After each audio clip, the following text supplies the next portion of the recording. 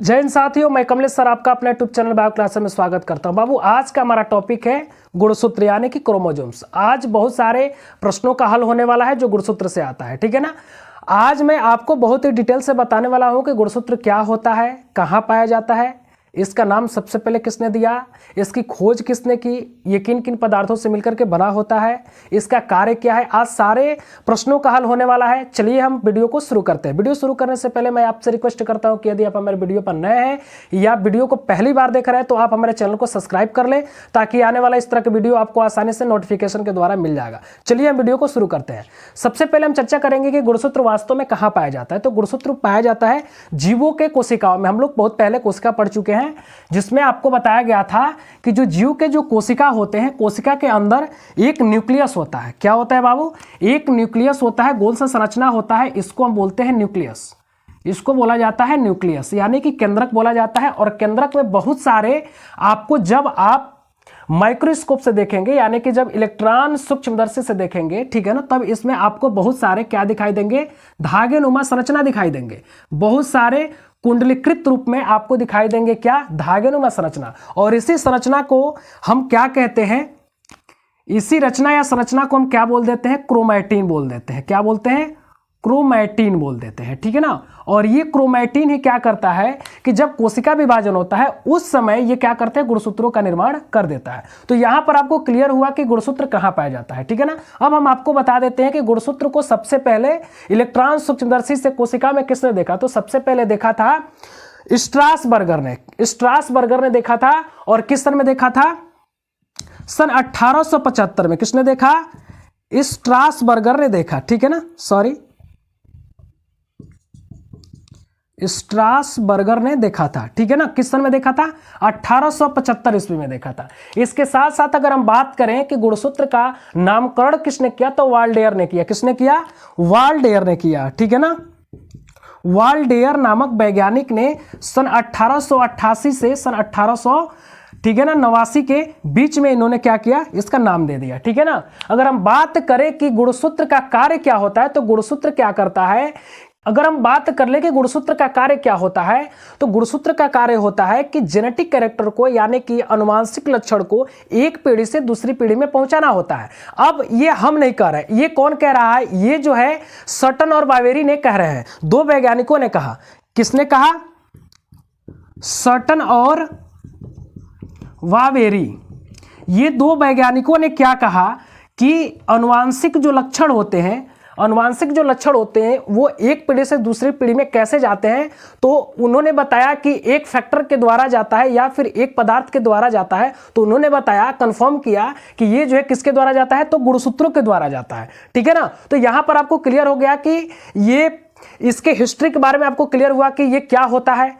अगर हम बात कर ले कि जीवों में गुणसूत्र की संख्या क्या पाई जाती है, तो यहां पर एक चीज कंफर्म करना होगा कि जो जाति होता है उस जाति में जो जितने सदस्य होते हैं, ठीक है ना, या जीव होते हैं, उनमें गुणसूत्रों की संख्या समान होती है, ठीक है ना। लेकिन अगर फिर से अगर हम बात करें कि भिन्न भिन्न जीवों में गुणसूत्रों की संख्या क्या होती है, तो भिन्न भिन्न जीवों में या जाति में गुणसूत्रों की संख्या अलग अलग होती है, भिन्न भिन्न होती है। अब आपको समझाने के लिए एक उदाहरण हम आपको समझा देते हैं। जैसे मान लीजिए कि हम लोग हैं मानव, ठीक है ना। हम लोग क्या है बाबू? हम लोग हैं मानव, ठीक है। तो मानव में क्या होता है कि गुणसूत्रों की संख्या कितनी होती है, तो 46 होती है। गुणसूत्रों की संख्या कितनी होती है बाबू? 46 होती है, ठीक है ना। तो हम लोगों में क्या होता है कि मानव में गुणसूत्रों की संख्या 46 होती है, यानी कि 23 जोड़ा होता है। जोड़ा में होता है ये, ठीक है ना, 23 जोड़ा होता है, ठीक है। अगर यहीं पे बात कर लिया जाए कि हम लोग हैं जाति, यानी कि जाति है मानव, लेकिन इसके सदस्य क्या आ जाएंगे, नर, मादा, ठीक है ना, बच्चे, ठीक है ना, बूढ़े। तो इस तरह से अगर हम बात कर लें कि इनमें गुणसूत्रों की संख्या क्या पाई जाती है, तो सब में क्या पाया जाता है, समान ही पाया जाता है। 46 गुणसूत्र पाए जाते हैं।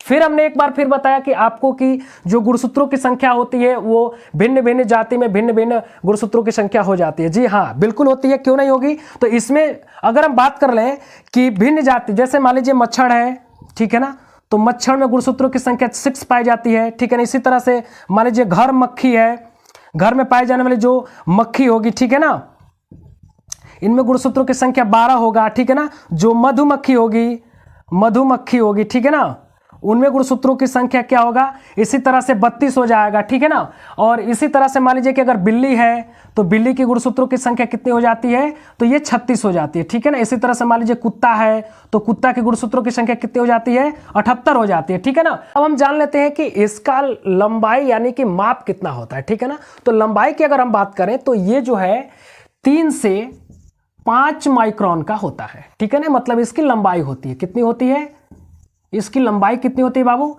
3 से 5 माइक्रोन होती है। अगर यही हम बात करें कि व्यास इसका कितना होता है, तो व्यास होता है 0.2 से, ठीक है ना, 3 माइक्रोन। कितना होता है, 3 माइक्रोन होता है, ठीक है ना। अब हम बात कर लेते हैं कि ये जो है जो गुणसूत्र होता है इसका रासायनिक संगठन क्या है या किन किन पदार्थों से मिलकर के बना होता है, ठीक है ना। चलिए हम इसको अच्छी तरह से समझ लेते हैं। हमको क्या जानना है, केमिकल कंपोजिशन ऑफ क्रोमोसोम्स, ठीक है ना। Chemical composition of chromosomes, chromosomes. अब हम जानेंगे कि ये किन किन पदार्थों से मिलकर के बना हुआ है, ठीक है ना।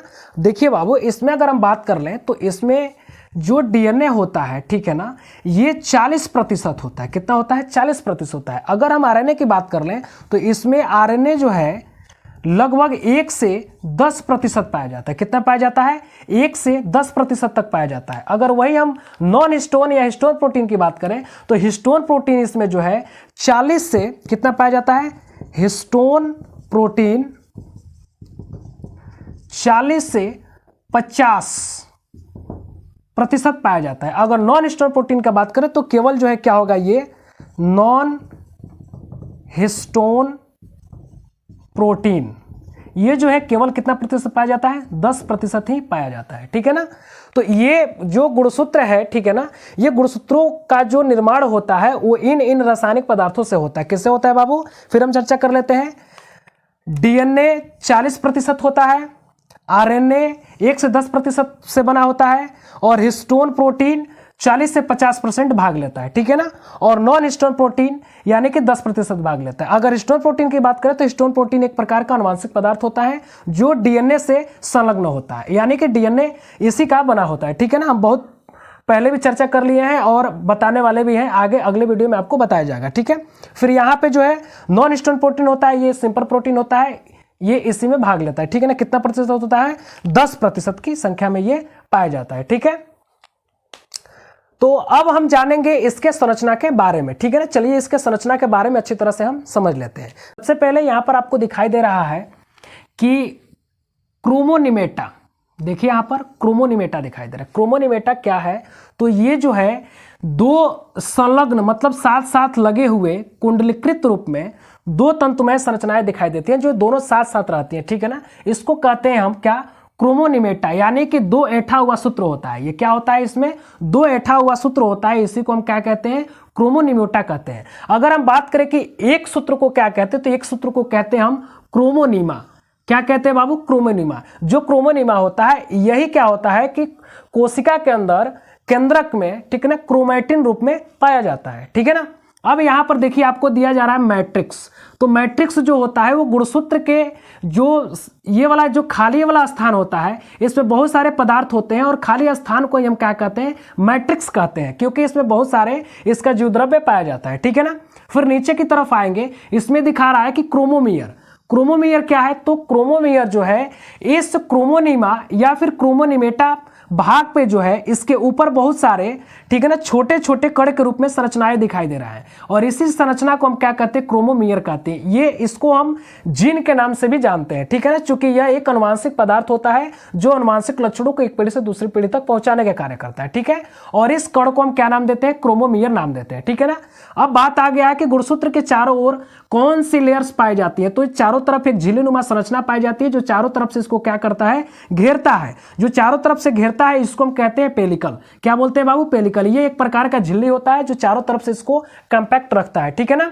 अब देखिए नीचे की तरफ दिखाई दे रहा है प्राथमिक संकीर्णन, यानी कि अगर कोई गुणसूत्र के बीच का डिवाइडर होता है, ठीक है ना, यानी कि एक गुणसूत्र में ऐसी संरचना है जो 2 भागों में उसको बांट दे, ठीक है ना, उसको हम कहते हैं प्राथमिक संकीर्ण कहते हैं, यानी कि इसको हम क्या बोलेंगे, प्राथमिक संकीर्ण कहते हैं। और प्राथमिक संकीर्ण में एक छोटा सा घुंडी जैसी संरचना पाई जाती है, ठीक है ना, ये बिंदु जैसी संरचना पाई जाती है जिसको हम कहते हैं सेंट्रोमियर, ठीक है ना। यही सेंट्रोमियर क्या करता है कि जब परिपूर्ण रूप से जब गुणसूत्र का निर्माण करता है तो ये चतुष्क बनाता है इसको, ठीक है ना, ये क्या बनाता है, चतुष्क बनाता है, यानी कि गुणसूत्र को 4 भागों में बांट देता है। अब ये भाग जो सेंट्रोमियर है या फिर प्राथमिक संकीर्ण है जो गुणसूत्रों को बांट रहा है, या तो गुणसूत्र बड़ा भी हो सकता है या बराबर भी हो सकता है, एक बड़ा एक छोटा भी हो सकता है। इसमें आपको दिखाया जा रहा है कि एक बड़ा है और एक छोटा है, तो ये छोटा बड़ा भी कर सकता है, ठीक है ना। तो इसका कार्य होता है कि ये क्या करता है कि डिवाइडर के रूप में कार्य करता है, ठीक है ना। ये एक गुणसूत्रों को 2 भागों में बांट देता है, ठीक है। अब नीचे की तरफ जब आएंगे तो एक और अतिरिक्त भाग होता है, ठीक है ना, एक अतिरिक्त भाग होता है, यानी कि गुणसूत्र से संलग्न होता है। नीचे वाले गुणसूत्र से क्या होता है, नीचे की तरफ संलग्न होता है, ठीक है ना। तो जब दोबारा डिवाइड होगा तब हम उसको उस स्थान को क्या कहेंगे, द्वितीयक संकीर्ण कहेंगे। क्या बोलेंगे बाबू, द्वितीयक संकीर्ण बोलते हैं, ठीक है ना। और जो नीचे वाला जो हिस्सा जो लटका हुआ पाया जाता है, जो घुंडी जैसी संरचना होती है, एक छोटी सी घुंडी जैसी, लास्ट में अंतिम में नीचे की तरफ जो संरचना होती है, ये ऊपर भी हो सकता है नीचे भी हो सकता है, बट आपको यहां पर नीचे की तरफ दिखाया गया है। जो ये वाली जो संरचना होती है इसको हम क्या बोलते हैं, सैटेलाइट बोलते हैं, ठीक है ना। तो आई होप कि आपको गुणसूत्र अच्छी तरह से और गुणसूत्रों की संरचना अच्छी तरह से समझ में आ गया होगा। चलिए अब हम बात कर लेते हैं कि गुणसूत्र कितने प्रकार के होते हैं, ठीक है ना। चलिए हम आपको बता देते हैं कि गुणसूत्र कितने प्रकार के होते हैं, ठीक है।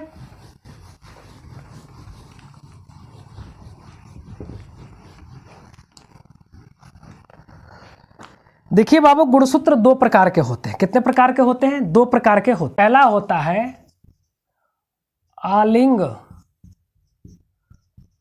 गुणसूत्र, आलिंग गुणसूत्र, इसको कहते हैं हम ऑटोसोम्स, ठीक है।